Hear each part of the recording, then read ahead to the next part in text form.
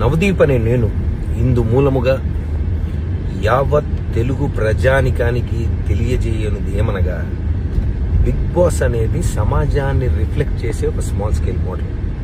రకరకాల mind sets, attitudes, ఆలోచనలు ఉండే మనుషుల మధ్యలో 100 రోజులు బతుకుతున్నప్పుడు ఎవడెవడో ఏదేదో అంటారు.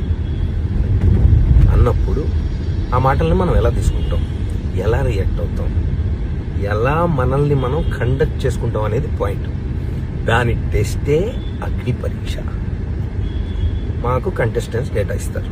ఇప్పుడు వాళ్ళ పోస్ట్కి జనరల్గా జనం ఇంటర్నెట్లో ఎలాంటి కమెంట్స్ పెడుతున్నారు, వీళ్ళు ఎలా రియాక్ట్ అవుతున్నారు, వాళ్ళకు వచ్చే నెగిటివ్ కమెంట్స్ ఏంటి, ఇవన్నీ జనరల్గా చూసి సమాజంలో నుండి వాళ్ళకు వచ్చే నెగిటివ్ కమెంట్స్తో వాళ్ళ ఎమోషన్స్ని ట్రిగర్ చేసే ప్రయత్నం చేస్తాం. Right? It will test their ability to conduct themselves. We have to test. ఎవడో కమెంట్ పెట్టినట్టు నేనేదో అంటాను. కంటెస్టెంట్ రియాక్షన్ ఎలాగైనా ఉండొచ్చు, పర్సనల్గా తీసుకోవచ్చు. మీ ఒపీనియన్ మీది, I like what I'm doing, I will continue to be like this అనొచ్చు.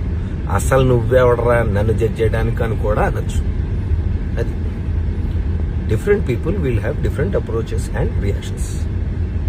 బిగ్ బాస్ అగ్ని పరీక్షకి జడ్జ్ అన్నప్పుడే నాకు తెలుసు కంటెస్టెంట్ ఎమోషన్స్ని పుష్ చేసి టెస్ట్ చేయాలని. కాన్సెప్టే అది. హారర్ సినిమాకి వచ్చి నన్ను భయపెట్టదంటే ఎట్లా? ఇక్కడ కాన్సెప్ట్ ఇది. మీ పోస్ట్కి నెగిటివ్ కమెంట్స్ వస్తే నువ్వు ఎలా రియాక్ట్ అవుతావు?